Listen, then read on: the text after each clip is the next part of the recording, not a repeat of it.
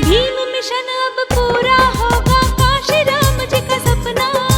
Bhim mission अब पूरा होगा काशी राम जी का सपना।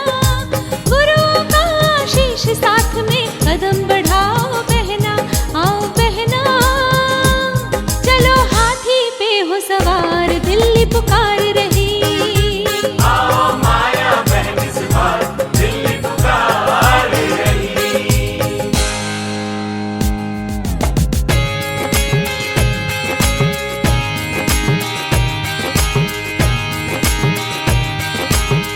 और मैं अब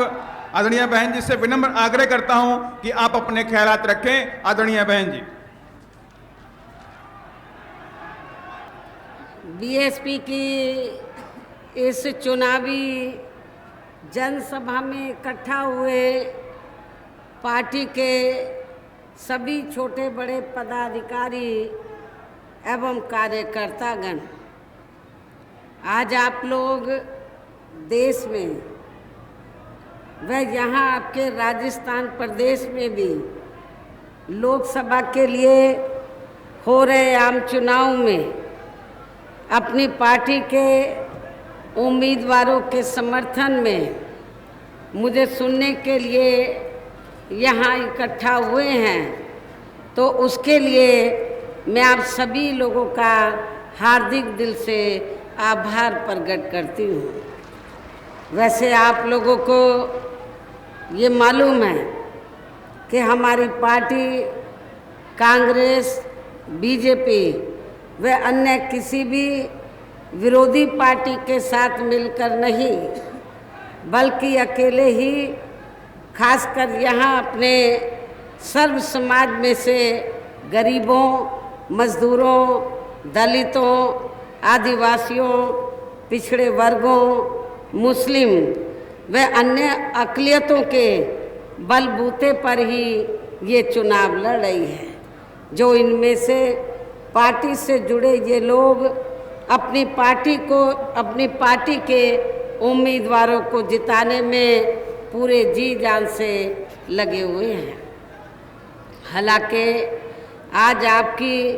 यहाँ इकट्ठा हुई अपार भीड़ व भीड़ के भी जोश को देखकर अब मुझे भी ये काफ़ी हद तक भरोसा हो गया है कि इस बार आप लोग इस चुनाव में यहाँ अपने प्रदेश से अपनी पार्टी का बेहतर रिजल्ट जरूर लाएंगे। इसके लिए अब मैं आप लोगों का ध्यान कुछ ज़रूरी बातों की तरफ दिलाना चाहती हूँ, और इस संबंध में विशेषकर मैं कांग्रेस, बीजेपी व इनके अन्य सभी सहयोगी दलों के बारे में ये कहना चाहूँगी कि आज़ादी के बाद शुरू में केंद्र व देश के अधिकांश राज्यों में भी ज़्यादातर सत्ता यहाँ कांग्रेस पार्टी के ही हाथों में केंद्रित रही है, किंतु इनकी खासकर दलित, आदिवासी व पिछड़ा वर्ग विरोधी तथा अन्य और मामलों में भी रही गलत नीतियों एवं गलत कार्य प्रणाली आदि की वजह से ही फिर इस पार्टी को केंद्र व काफ़ी राज्यों की भी सत्ता से बाहर होना पड़ा है, तथा यही स्थिति इनकी सहयोगी पार्टियों की भी बनी रही है, जिस कारण ही फिर बीएसपी को बनाने की ज़रूरत पड़ी। और अब पिछले काफ़ी वर्षों से बीजेपी एवं इनके सहयोगी दल केंद्र व अधिकांश राज्यों की भी सत्ता में काबिज हो गए हैं। साथ ही इनकी भी ज़्यादातर बीजेपी एंड कंपनी के लोगों की भी ज़्यादातर जातिवादी, पूंजीवादी, संकीर्ण, सांप्रदायिक व द्वेषपूर्ण नीतियों एवं कार्य प्रणाली आदि से तथा इनकी कथनी व करनी में भी काफ़ी अंतर होने की वजह से ऐसा लगता है कि इस बार ये पार्टी भी केंद्र की सत्ता में आसानी से वापस आने वाली नहीं है, बशर्ते यदि ये चुनाव इस बार फ्री एंड फेयर होता है तथा आम चर्चा के मुताबिक वोटिंग मशीनों में भी कोई गड़बड़ी आदि नहीं की जाती है। और वैसे भी इस बार चुनाव में इनकी कोई भी पुरानी व नई चल रही नाटकबाजी, जुमलेबाजी व गारंटी आदि काम में आने वाली नहीं है, क्योंकि अब देश की जनता काफ़ी हद तक इस बात को समझ चुकी है कि इनकी पार्टी ने अब तक देश के विशेषकर गरीबों, कमज़ोर तबकों, मध्यम वर्गीय एवं अन्य मेहनतकश लोगों को जो इन्हें अच्छे दिन दिखाने के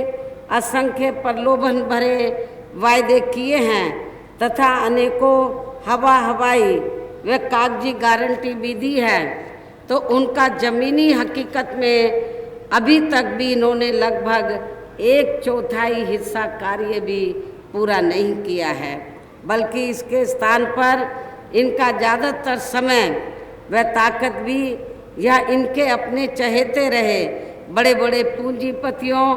एवं धन्ना सेठों को ही ज़्यादा से ज़्यादा मालामाल व धनवान आदि बनाने में तथा उन्हें हर स्तर पर छूट देने व बचाने में ही लगी रही है, जिनके अधिकांश आर्थिक सहयोग से ही ये पार्टी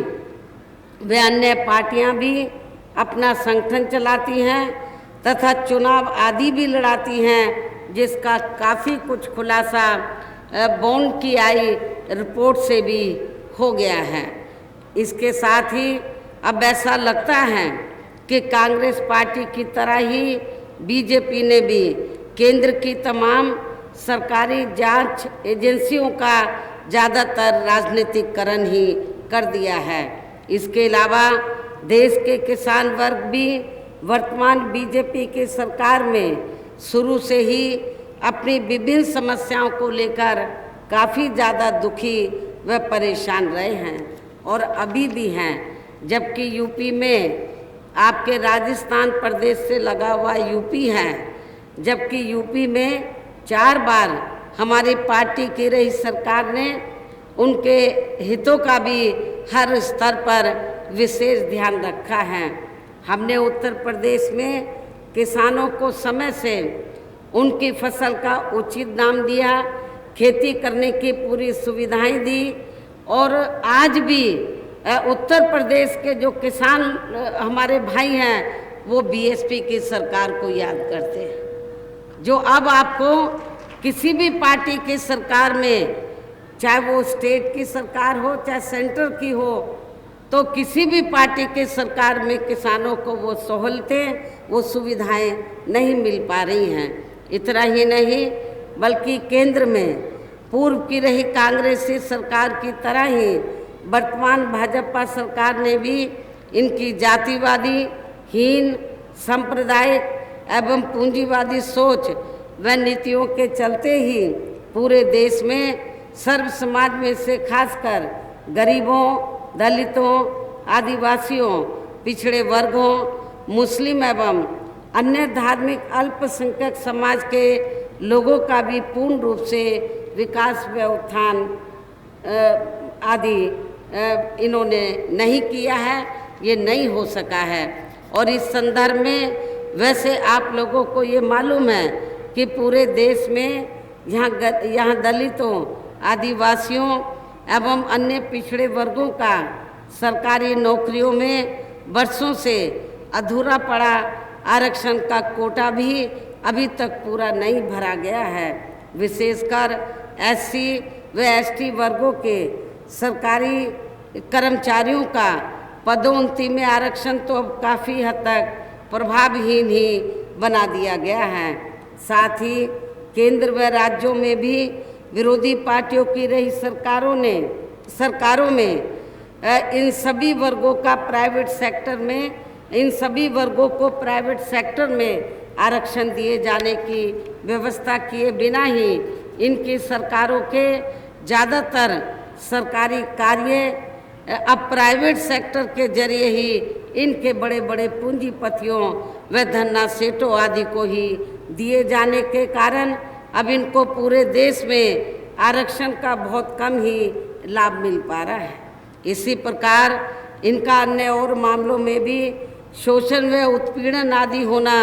अभी तक भी बंद नहीं हुआ है। इसके साथ साथ मुस्लिम व अन्य धार्मिक अल्पसंख्यक समाज के लोगों की भी हालत हर स्तर पर यहाँ काफ़ी ज़्यादा खराब व दयनीय ही बनी हुई है,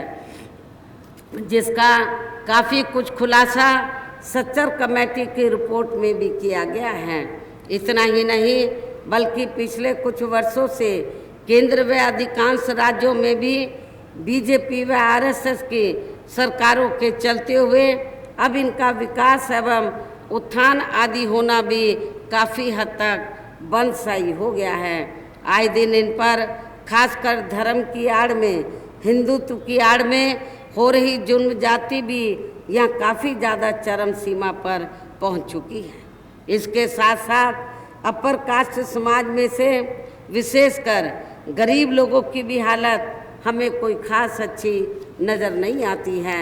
इनकी गलत कृषि नीतियों के कारण ही किसान वर्ग भी आए दिन आंदोलित रहता है। साथ ही इनकी गलत आर्थिक नीतियों की वजह से देश की अर्थव्यवस्था पर भी इसका काफ़ी बुरा प्रभाव पड़ रहा है, जिससे यहाँ विशेषकर छोटे एवं मध्यम वर्गीय व्यापारी वर्ग भी काफ़ी ज़्यादा दुखी व परेशान हैं। और अब केंद्र में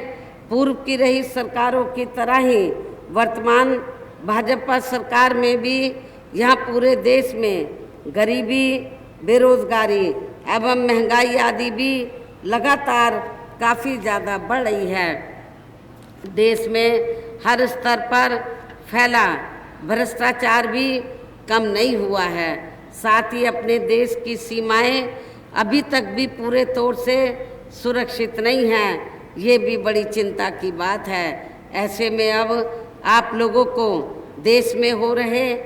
लोकसभा आम चुनाव में, इस समय देश में हो रहे लोकसभा आम चुनाव में कांग्रेस, बीजेपी व इनकी सहयोगी पार्टियों को भी केंद्र की सत्ता में आने से जरूर रोकना है। जिनकी गलत नीतियों व गलत कार्य प्रणाली आदि को आप लोग काफ़ी हद तक आजमा भी चुके हैं और अब ये विरोधी पार्टियां किस्म किस्म के साम दाम दंड भेद आदि अनेकों हथकंडे इस्तेमाल करके केंद्र की सत्ता में आने की भी पूरी कोशिश में लगी हैं, जिनसे अपनी पार्टी के लोगों को हर स्तर पर काफ़ी ज़्यादा सावधान रहना है। और इस मामले में विरोधी पार्टियां अपने अपने पक्ष में हवा बनाने के लिए खासकर मीडिया, ओपिनियन पोल व सर्वे आदि का जो बड़े पैमाने पर इस्तेमाल कर रही हैं, तो उनसे अपनी पार्टी के लोगों को बिल्कुल भी गुमराह नहीं होना है। इसके साथ ही विरोधी पार्टियों के विभिन्न रूपों में जारी किए गए इनके हवाई व प्रलोभन भरे चुनावी घोषणा पत्रों एवं वायदों आदि के बहकावे में भी अपनी पार्टी के लोगों को कतई नहीं आना है, जिन्हें ये पार्टियां चुनाव खत्म होने के बाद ज़्यादातर अमल में नहीं लाती हैं और अब जिन पर से देश की जनता का अधिकांश विश्वास ही उठ गया है। यही खास वजह है कि हमारी पार्टी किसी भी चुनाव में अपनी पार्टी का कोई भी चुनावी घोषणा पत्र आदि जारी नहीं करती है। वैसे भी हमारी पार्टी किसी भी मामले में कहने में बहुत कम बल्कि कार्य करके दिखाने में ही ज़्यादा विश्वास रखती है। और इस बात का सबसे बड़ा सबूत ये है कि उत्तर प्रदेश में 4 बार हमारी पार्टी के नेतृत्व में रही सरकार ने चुनाव में पार्टी के बिना जारी किए गए घोषणा पत्र के ही प्रदेश व आम जनहित में काफ़ी कुछ ऐतिहासिक कार्य करके दिखाए हैं, जिसकी अब देश में अधिकांश पार्टियों की सरकारें काफ़ी नकल भी कर रही हैं। जबकि इस मामले में हमारी पार्टी का ये कहना है कि यदि इन पार्टियों के स्थान पर केंद्र में हमें अपनी पार्टी की सरकार बनाने का मौका मिलता है तो तब फिर हमारी पार्टी की बनी सरकार केंद्र में यहाँ अब तक रही सभी विरोधी पार्टियों की सरकारों की तरह केवल या हवाई व कागजी कार्य आदि नहीं करेगी, बल्कि उत्तर प्रदेश की तरह ही ज़मीनी हकीकत में ठोस कार्य करके दिखाएगी। और इस संदर्भ में खासकर मैं ये कहना चाहूँगी, केंद्र द्वारा देश में पिछले कुछ समय से अति गरीब परिवारों को अस्थायी तौर पर फ्री में जो थोड़ी सी खाद्य सामग्री राशन आदि दी जा रही है, तो उससे इनका स्थायी तौर पर भला होने वाला नहीं है। और वैसे भी इनकी ये जटिल समस्या देश में हर हाथ को काम देने से ही केवल दूर हो सकती है, जिसकी तरफ हमारी पार्टी की बनी सरकार विशेष ध्यान देगी। साथ ही देश में पिछले काफ़ी वर्षों से आए दिन बढ़ रही गरीबी, बेरोजगारी वह महंगाई आदि से भी जनता बहुत ज़्यादा परेशान है, जिसे भी आर्थिक नीतियों में तब्दीली करके जरूर दूर किया जाएगा। धर्म की आड़ में अर्थात हिंदुत्व की भी आड़ में पिछले कुछ वर्षों से खासकर मुस्लिम समाज के लोगों का द्वेष की भावना से जो इनका काफ़ी ज़्यादा शोषण व उत्पीड़न आदि किया जा रहा है, तो इसे भी ज़रूर रोका जाएगा। कहने का तात्पर्य ये है कि देश में इस समय हो रहे लोकसभा चुनाव में विरोधी पार्टियों के जारी किए गए इनके हवाई व प्रलोभन भरे चुनावी घोषणा पत्रों आदि के बहकावे में अब यह खासकर देश के अति गरीबों, मजदूरों, बेरोजगारों एवं अन्य ज़रूरतमंद लोगों को बिल्कुल भी नहीं आना है। और अब इन्हें ऐसी सभी विरोधी पार्टियों को केंद्र की सत्ता में आने से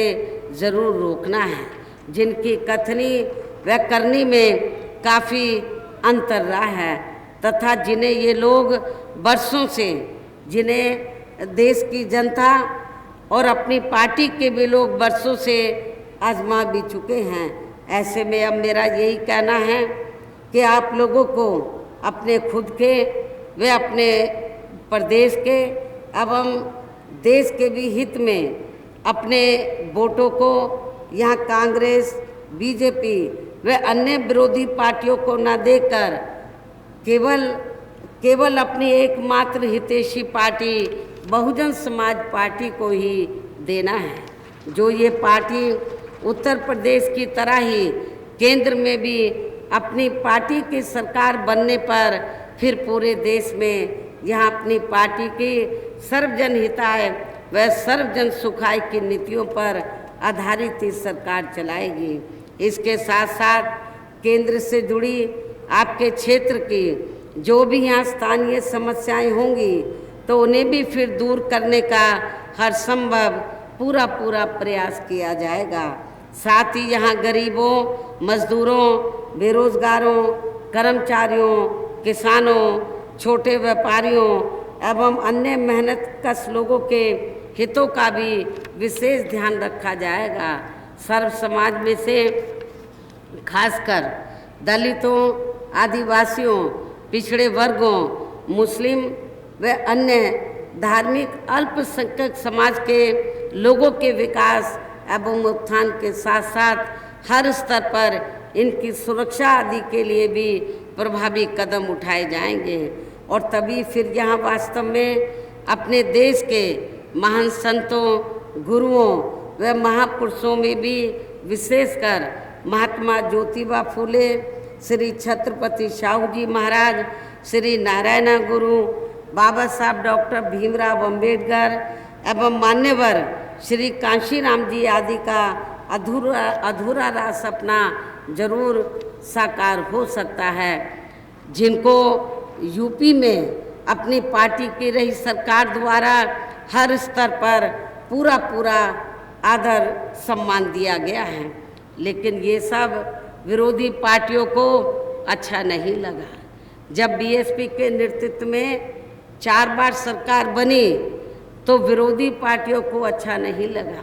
और जब हमने अपनी सरकार में अपने संतों, गुरुओं और महापुरुषों को हर स्तर पर विभिन्न रूपों में आदर सम्मान दिया, तो ये विरोधी पार्टियों को अच्छा नहीं लगा। और इतना ही नहीं, तो बीएसपी की जब अकेले अपने बलबूते पर चौथी बार सरकार बनी, फिर तो विरोधी पार्टियों की हवाइयाँ उड़ गई। और उसके बाद से चाहे कांग्रेस है, चाहे बीजेपी है, या अन्य विरोधी पार्टियां हैं, तो उन्होंने अंदर अंदर आपस में मिलकर तो फिर इन्होंने ये फैसला लिया, ये सोच विचार किया कि यदि हमने बहुजन समाज पार्टी को आगे बढ़ने से नहीं रोका, ऐसे ही बीएसपी आगे बढ़ती रही, तो फिर ये पार्टी केंद्र की सत्ता पर भी काबिज हो सकती है। तो उसके बाद से फिर इन सभी विरोधी पार्टियों ने तो दलितों में, आदिवासियों में, अन्य पिछड़े वर्गों में, तो जो लोग स्वार्थी किस्म के थे, बिकाऊ लोग थे, उनको खरीद कर इन्होंने छोटे छोटे संगठन बनाए, जो इन विरोधी पार्टियों ने बनवाए, छोटी छोटी पार्टियां बनवाई। और फिर उसके बाद उन पार्टियों के माध्यम से जिन जिन राज्यों में जहाँ जहाँ भी बहुजन समाज पार्टी उनको मजबूत नजर आई, उन संगठनों, उन पार्टियों के माध्यम से उन्होंने बीएसपी के उम्मीदवारों को हराने के लिए तो उनके माध्यम से एक कैंडिडेट अपने हिसाब से खड़े कराए, ताकि बीएसपी को नुकसान पहुंच जाए। खास तौर से बड़े पैमाने पर दलितों को खड़ा किया जाता है, ताकि दलितों का, बीएसपी का जो बेस वोट है वो बट जाए और बीएसपी को नुकसान हो जाए। तो ये भी इन लोगों ने किया है। उत्तर प्रदेश ही नहीं, पूरे देश के अंदर इन्होंने किया है। और इतना ही नहीं, उत्तर प्रदेश में जब बीएसपी की पूर्ण बहुमत की सरकार बनी अकेले अपने बलबूते पर, तो जो आसपास के राज्य हैं, चाहे तो आपका राजस्थान है, मध्य प्रदेश है, बिहार है, तो उनमें भी, वहाँ भी दबे कुचले लोगों में ऊर्जा पैदा हुई, उनमें ऊर्जा पैदा हुई, उनका हौसला बुलंद हुआ। आपके राजस्थान में, मध्य प्रदेश में तो जब असेंबली का चुनाव हुआ,